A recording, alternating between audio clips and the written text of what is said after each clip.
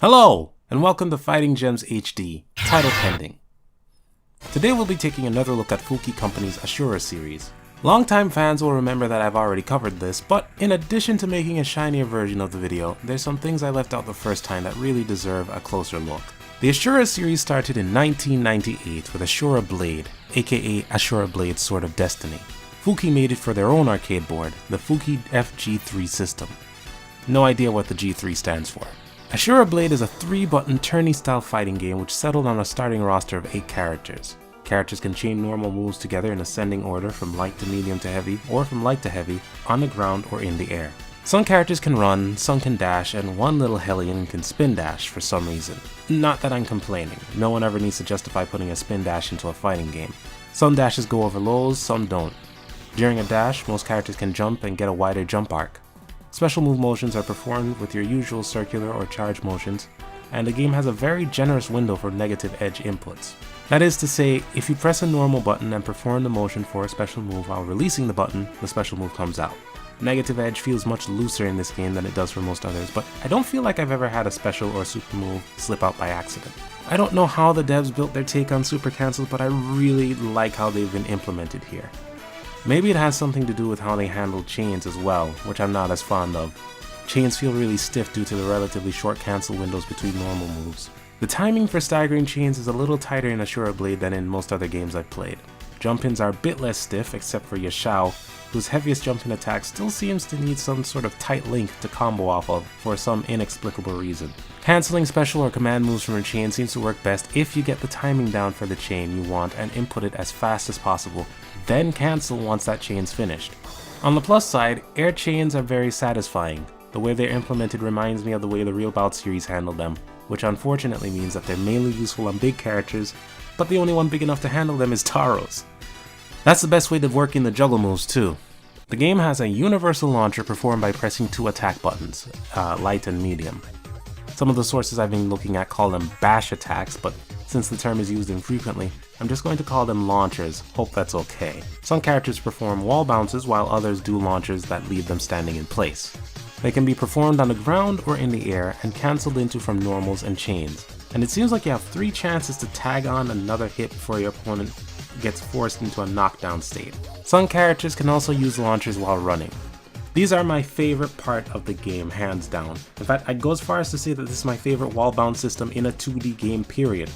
The cancel window is generous, the height opponents bounce to is high enough to catch while jumping, and opponents are prone as soon as they start flying towards you. Ashura Blade's defensive mechanics are also pretty solid for a game made in '98. You can block, even in the air, you can roll on wake up by pressing back or forward, jump on wake up by pressing up back or up forward, and push block by pressing forward while blocking.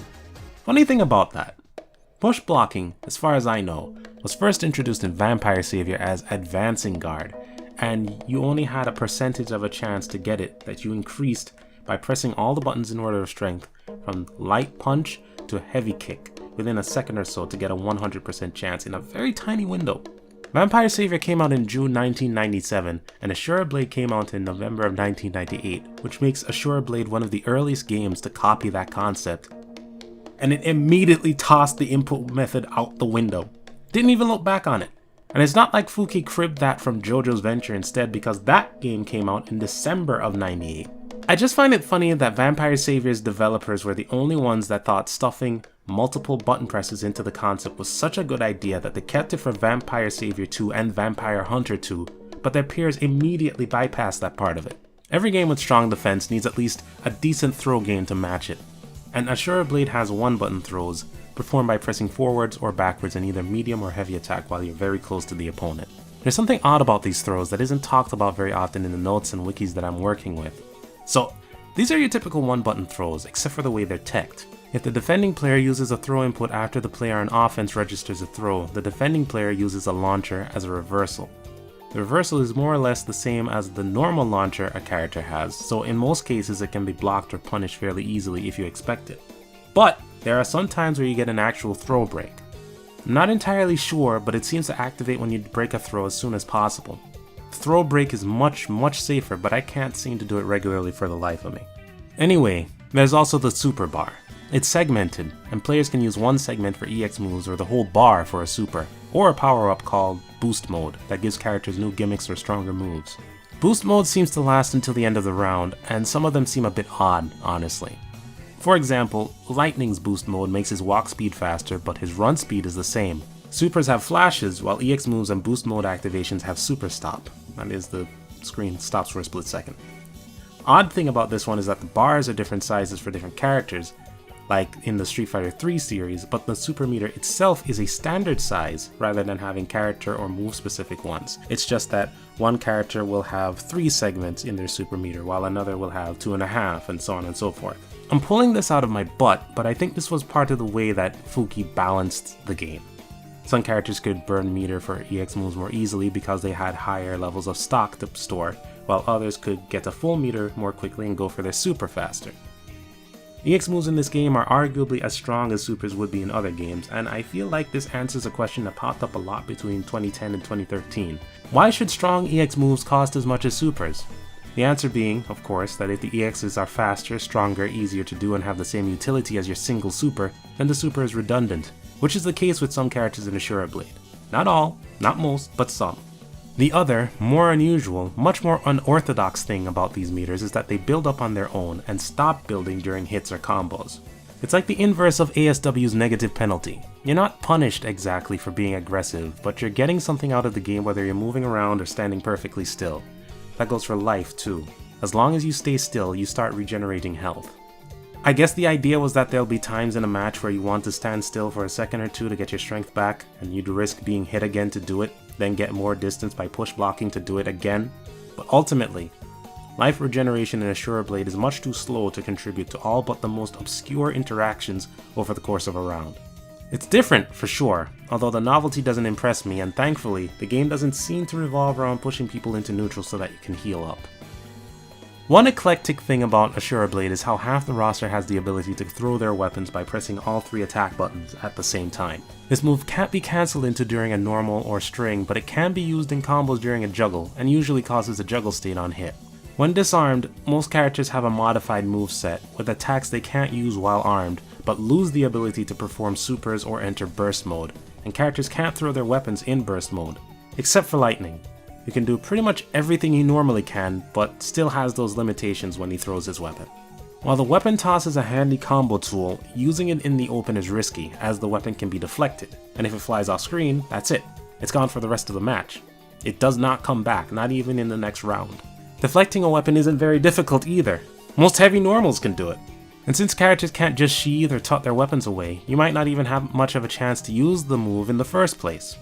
The characters that aren't able to toss their weapons still have attacks matched to the same button combination, with varying results. Taros does a rocket punch, Alice has a decent overhead, Footy has one of the filthiest cross-ups I've ever seen in my life, and Rosemary has the slowest overhead of all time. Seriously, Footy can press a button almost instantly after the dash starts or after she crosses her opponent up, and there's no auto block for the move, so it will hit you if you're holding the wrong direction. It's nuts, it's... whatever. There's a reason she didn't come back. Fuuki followed up Ashura Blade with the release of Ashura Buster, Eternal Warriors in 2000 for the same arcade board. Most of what I covered on Ashura Blade carried over to its sequel, but there are significant changes to those mechanics and a couple of strong additions that are worth mentioning. That said, personally I'm irritated by the whole aesthetic change. I feel like going from the Magitech / sword and sorcery thing they had going on with the first game, and the fonts and the general look of it, to what really does look like an early 2000s fighting game is a bit of a step back. Fortunately, and most importantly, none of that matters in terms of how the game actually plays. I just wanted to vent a little bit about it. So, Ashura Buster adds 3 new characters for a grand total of 11 in the main roster, and some of the returning characters have reworked move lists. I mean, technically all of them do.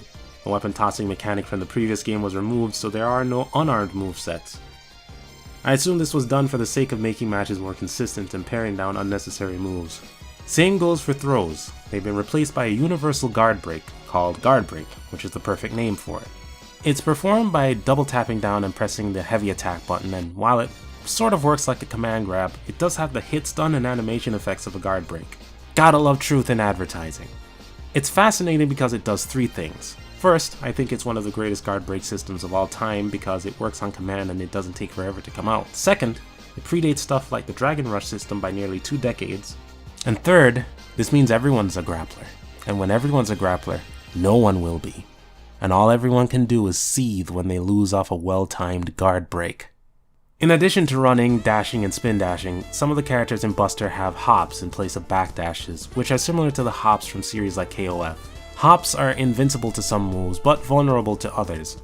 I hesitate to use terms like ground invincible or air vulnerable because I don't know how the game is coded, but it seems like moves that would be great anti-airs also seem to stuff hops dead. You can use normal attacks or special attacks while backdashing, which counts as an aerial attack. Strange thing is, you can only use certain normals a number of times per side. That is, if you're facing right, you can use a light attack during backdashes 3 times, medium attacks twice, and heavy attacks once. You can use all your light, medium, and heavy attacks during a hop in order, but if you use a stronger attack, you can't go back. Like, if you use a light and then a medium, you can't use lights again. But you can use your aerial special moves, if you have them, as much as you want. It's very strange, especially since you can't use hop attacks at the side you start on. You have to switch sides first. That said, hops are invincible, so it's actually fairly practical to, say, hop backwards if you're cornered, and then hit confirm from a normal off of that. Chains are much smoother and easier to use than they were in Ashura Blade, and air chains have the added bonus of allowing you to string together 3 lights before moving on to another move, which is excellent for hit confirming on characters of almost any size. Special inputs work the same as before, but there's still not a lot of troublesome overlap between chains and normals, which makes it a net improvement in my opinion. You can stop knockdowns by using the Breakfall, a new move performed by pressing all 3 attack buttons while you're in hit stun in the air. It takes 1 stock of the super meter and it basically stops juggles dead, but the trade-off is that you float downwards, which leaves you somewhat vulnerable. And again, you don't gain meter during action, so it's not like you can stockpile meter and Breakfall forever. Boost modes are a bit different since they now have this huge swirling vortex background attached to them. It's also somewhat dated and I consider it an eyesore.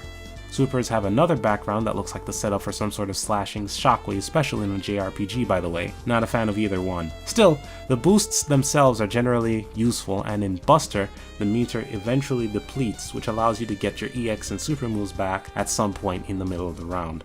And finally, there's a new mechanic called Last Stand, which seems to have replaced the regenerating health from Ashura Blade with something much more drastic. Once per match, each player can press the 3 attack buttons immediately after being KO'd to continue fighting.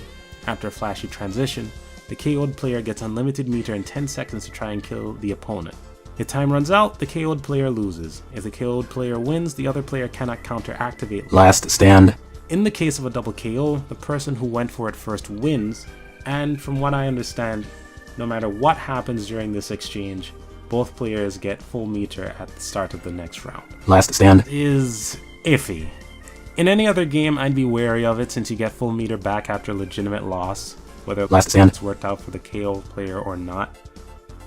But since resources are so hard to come by in Ashura Buster, it seems okay from what little match footage I've seen between 2009 and now. Still the most blatant combat mechanic I've seen in a while though. Between Ashura Blade and Ashura Buster, I'd recommend Buster by a wide margin. I don't like the way Buster looks, but it's a more robust, well-rounded game. It's the same as when I talked about Star Gladiator and Plasma Sword. Go check that video out, by the way. I'm not remaking that anytime soon because it's as good as it could be. I said Plasma Sword was a better game because it's more consistent, and it's the same thing here. Novelty alone only goes so far. There's a lot of stuff to like in Blade, and it gels together just fine, but Buster's more focused and pointed towards making the most out of each character's strengths and weaknesses instead of switching things up in the middle of a fight. Both games kind of mix and match different mechanics from other games, but Buster's mix is better. The one thing I don't like is that you can spend meter to get out of a juggle. If I hit the launcher, I expect to get damage from it, but hey, whatever. Again, Last Stand is a big asterisk, but it's not that big of a deal. I would make some sort of metaphor comparing Buster to a trail mix with the raisins taken out, but from what I understand, when people make food metaphors for video games, they turn to shit.